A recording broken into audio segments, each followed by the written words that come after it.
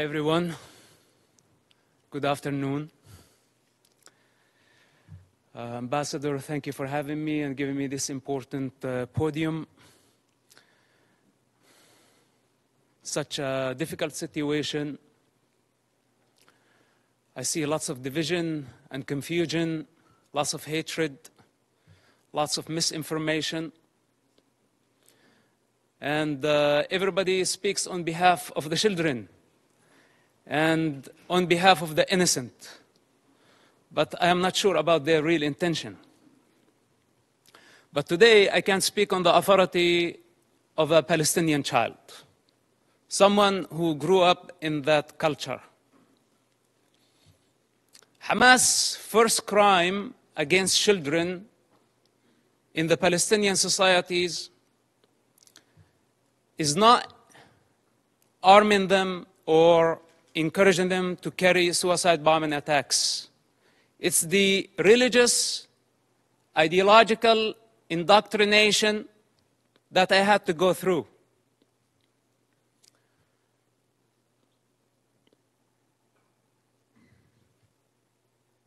With one intention in mind: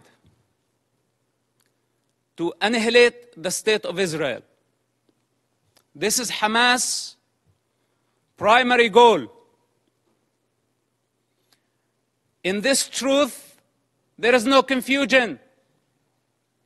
I speak as first-hand witness on Hamas and their intention. My father is one of the founders of Hamas movement. I was there when Hamas was born. I was before Hamas was born. And as I said before, I will be there after Hamas is dead.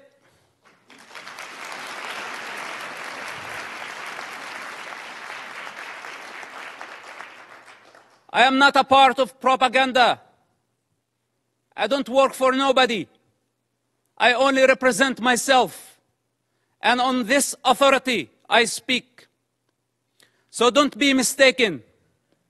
And take my words very carefully. Hamas is committing a crime against this generation and the next generations to come. So blaming Israel is not going to solve the problem. Imagine a 10-year-old child. When I disobeyed Hamas, I was tied up to a post and I was whipped by Hamas top leader. And I don't want to mention his name because he's not worthy.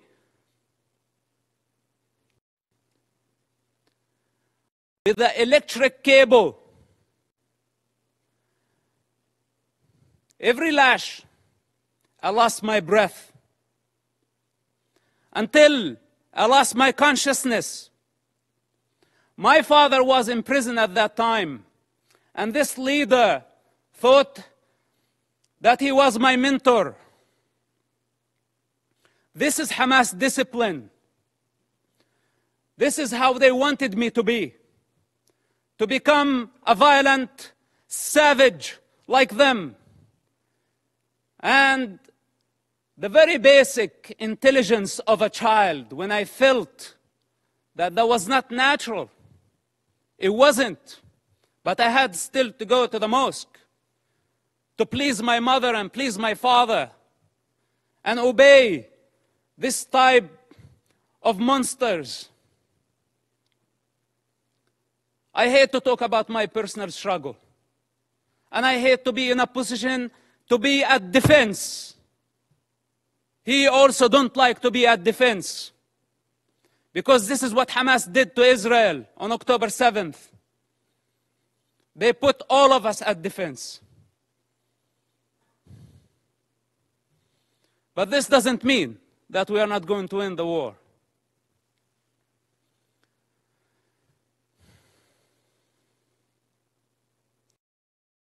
growing up in that society, majority of the Palestinians blamed Israel. And as a child, I took it as a Quran. I took it as a holy scripture that Israel was our problem. But then as I grew up, I start identifying the enemy within. The religious authorities, the corrupt leaderships, who basically did not care about children, they did not care about Palestinians, they still don't care about nobody but themselves. And the world has been empowering them against the prey, against the victims. This has to come to an end. Let's put my childhood on the side, because maybe a child does not see things for what they are. Maybe I was very bad. I misbehaved myself as a child to deserve to be beaten up again and again and again by Hamas leaders. And some people say, is it a personal problem? Well, it is a personal problem. Do you have any problem with me having Hamas problem as a personal problem? It is a personal problem. And I swear I will not die before I see Hamas dead. Can I make this a goal to my life?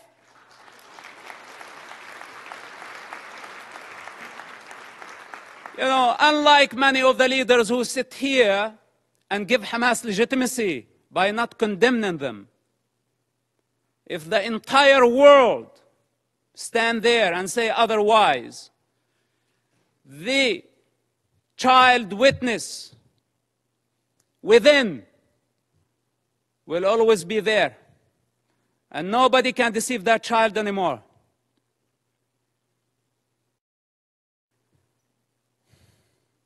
Then, as I grew up, I become the Hamas or the Islamic student movement president in our town. And I became part of the movement. It's just out of the love for my father and our family. I had no other choice, which somehow led me to imprisonment at the age of 18, just a few weeks after my 18th birthday. May 28th, 1996.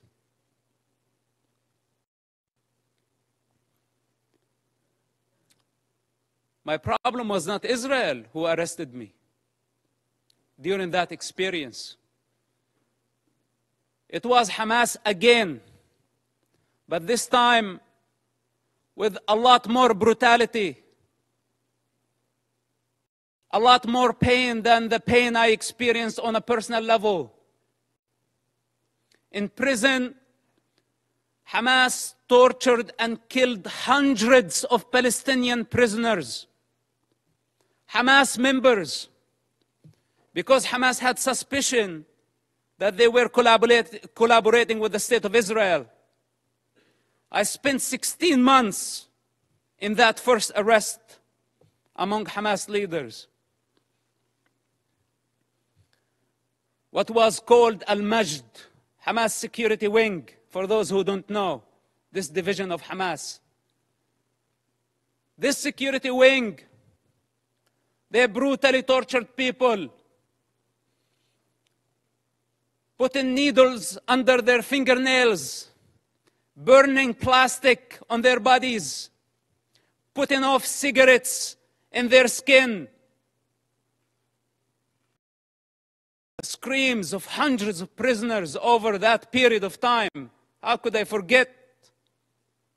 And I don't wish for any of you to go through such experience to realize what type of monster we are dealing with.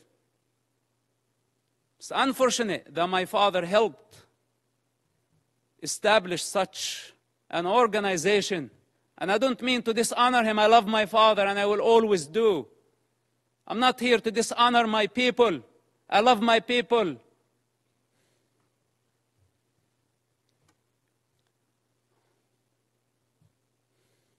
But I cannot believe how far Hamas was able to travel in this madness, and we could not stop them. After I was released from prison, I made very hard choices. And I don't have the time to go through all my motives, but yes, I had many motives. Many motives to fight against Hamas, and I still do. And nobody can get in my way. Not even the United Nations.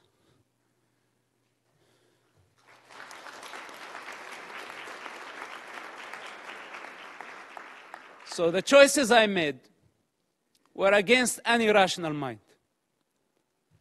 I ended up working together with the Israeli intelligence for 10 years. We had a common goal. That goal was to stop suicide bombing attacks. Hamas, for those who don't know, or those who have short memory, carried many suicide bombing attacks during the 90s and the early 2000s. Dozens of suicide bombing attacks where a suicide bomber took an explosive built went to inside a bus and blew himself up, killing all type of people. Not only Israelis. Americans were killed. Europeans were killed. Other nationalities, including Israeli Arabs, including Muslims. Hamas did not differentiate. Take Hotel Park, for example. On a holiday, on the most sacred Jewish holiday, a suicide bomber go into the dinner, blow himself up, kill more than 30 people. Some Holocaust survivors died in that attack. Dolphinarium, some teenagers having fun at the beach. Hamas suicide bomber killed about 18 and wounded dozens. Look up, see how many buses. It did not stop there. Hamas attacked the Hebrew University. 6 Americans were killed in that attack.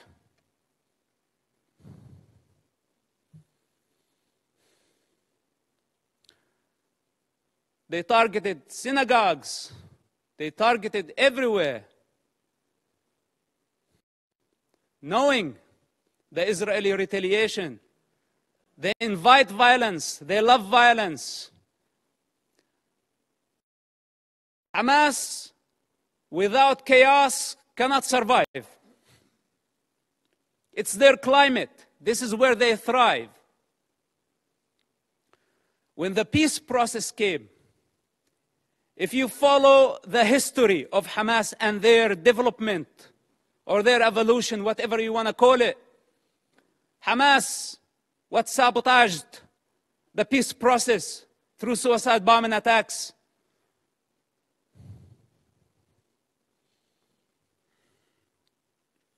And they don't have a vision. That's the problem.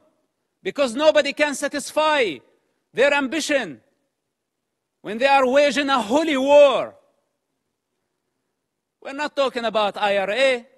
We're not talking about other political terrorist organizations that we can pressure them, bend them, bring them to the negotiating table. We are talking about a religious group that does not believe in political borders, that wants to annihilate an entire race in order to build an Islamic state. I don't know what else can be said about this group. And I don't know why it's not obvious to everybody that the United Nations fail to condemn them. Bunch of rapists. This is what they are. Lower than animal consciousness.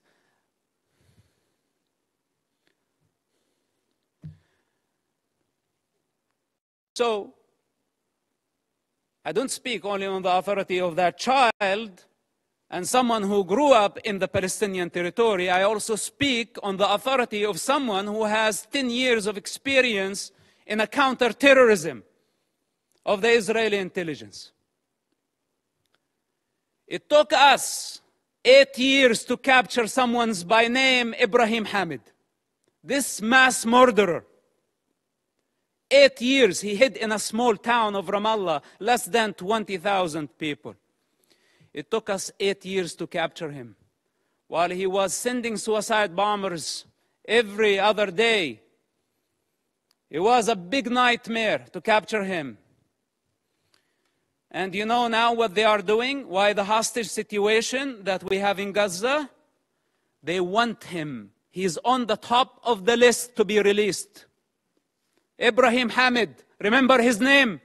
Look him up. They want mass murderers to go back to the street. And if you ask yourself, the guy that you saw earlier, Yahya Sinwar, with the child and the rifle, this guy was released just recently, part of the prisoner exchange with Israel.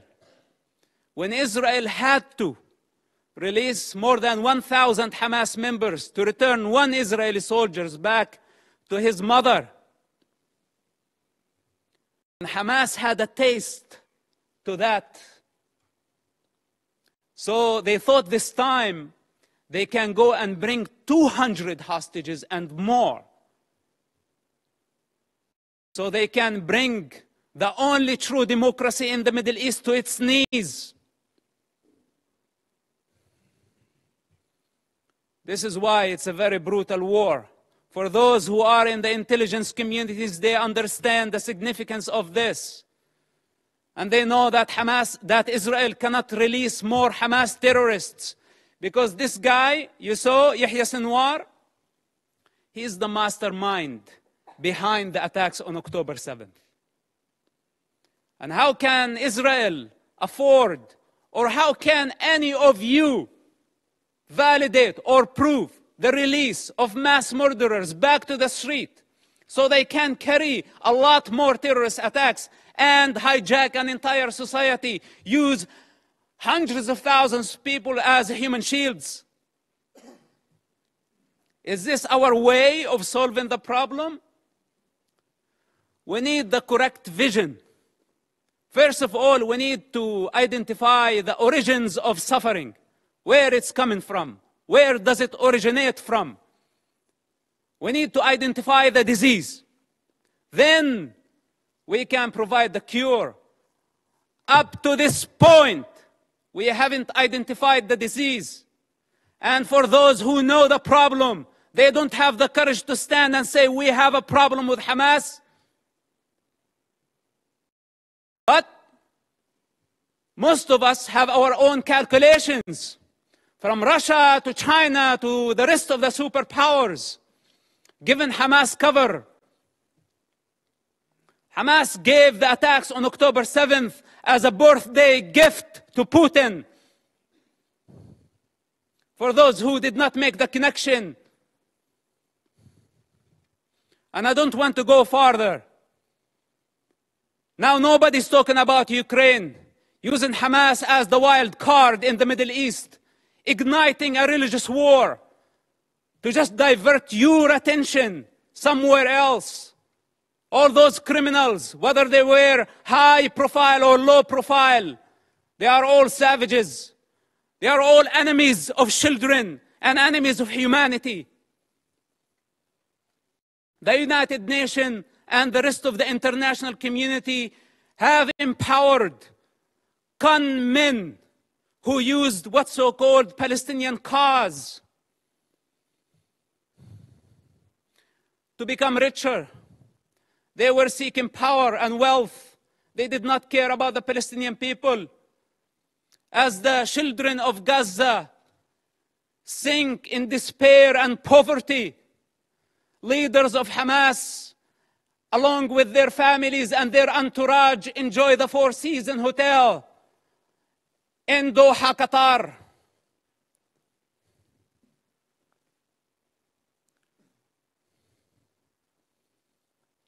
We can continue putting our head in the sand, but then we have escaped our responsibility. I can go on and on for hours, or should I say for 45, 6 years of my life. But I don't have the time. I don't have the time.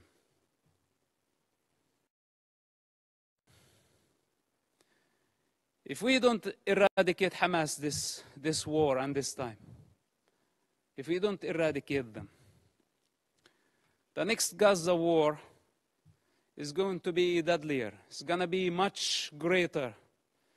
If today we are complaining about 10,000 casualties, even though I'm not sure about the numbers because it's Hamas statistics, I don't trust anything they say or anything they do. But even if it was true, it's actually a miracle that we have only this number. The next war, we will be talking about hundreds of thousands. This is the 4th war with Hamas and the 5th war in Gaza, because also Islamic Jihad had their own war. If we don't eradicate Hamas and other terrorist groups in Gaza this time and give Gaza back to the people of Gaza, we will give them legitimacy. We will show them that we are afraid. And tomorrow, they will come back with vengeance. What made Hamas attack this time a lot stronger than the past wars, because under the international pressure, we had to negotiate with them. And we had to give them legitimacy. This is what encouraged them and gave them power. You know, Qatar, for example, it's a member of the United Nations, playing the mediator, etc. They could have fooled me. They are the ones hosting Hamas.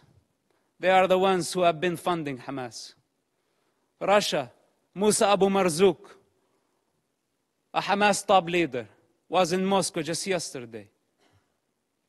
Okay, to be more accurate, a week ago. What's this? Where democracies should be united in fighting such savages. All of us saw Hamas. You call a hostage situation, but you want the true term Hamas uses for this? Booty. It's not even hostages. It's not war prisoners. All of us saw Hamas, savage, grab a teenager girl from the neck, pushing her into the unknown. That's your very freedom. That girl represents your freedom. And none of us thought about the mother of that kid and how she felt about seeing her daughter being dragged that way by a savage who wants to dominate, who sees women as a property. This is how Hamas sees women, a property, something they can own. As they want to own territory, more territory, their lust, their sexual lust, their lust for power, their lust for territory.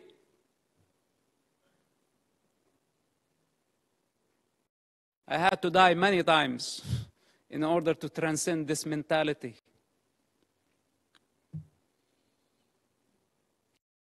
So we are talking about a big problem. It's beyond Israel. And here is the danger. And with this, I will conclude. The danger if Israel fail their war in Gaza, which is a brutal war, Because if it was open war, Israel would annihilate Hamas in no time, matter of hours, let's say days. Hamas is finished. But since Hamas strategy, it's a strategic thing of Hamas to take human shields. This crime cannot be forgiven. None of us should forgive this crime. Gambling with children's blood for political gain, it doesn't get worse than this. So Israel now got stained by blood. This is what Hamas wanted to happen from day one. They wanted to sacrifice thousands of children so Israel can take the blame. Digging tunnels and bunkers under hospitals, schools, launching missiles. A Hamas misfire, how many people killed at a hospital, and they went so fast to blame Israel, and the rest of the world listened to them and listened to their propaganda. Nobody is concerned to check what is true and what is false. Whatever that serve our political and short-term interest, we go for it. Suicidal, not knowing that we are going against evolution. We are going against the collective consciousness of humanity. We're going against the interest of children, the defenseless children who has no one to speak on their behalf. They don't have the power to discern. And yes, they are dying. But who's causing all this death? Blame is the cheap way. It's the way of the coward. Those who have the courage, take responsibility. They don't blame.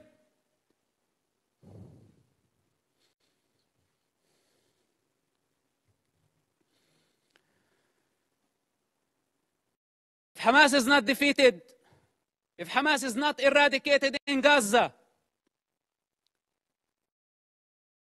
we will set the model. We will give the freedom to so many radical groups around the world, especially in Europe. Because many of ISIS have fled to Europe under civilian cover. They are sleeping cells in Europe. And there is a migrant problem in Europe. And there is an Islamic problem in Europe. And this is just a warning. If you really care for the global security, and I speak as a person who was part of the counterterrorism effort against radical Islamists, if Hamas is not defeated in Gaza, it will inspire many groups around the globe. They will see that few thousands of savages can blackmail the international community, the superpowers, and bring democracies to their knees. Many of them are watching now, and many of them are very happy about how the world is responding. And many of them are satisfied to see the state of confusion and fear and anxiety. This is the time to get united. Because if Israel fails in Gaza, all of us, we will be next. Thank you for listening, and thank you for giving me the opportunity. May God bless all of us and protect our children, not only the Palestinian children, but also the Israeli children. Bring the hostages back to their families. And may God bring peace to this divided world. Thank you very much for listening.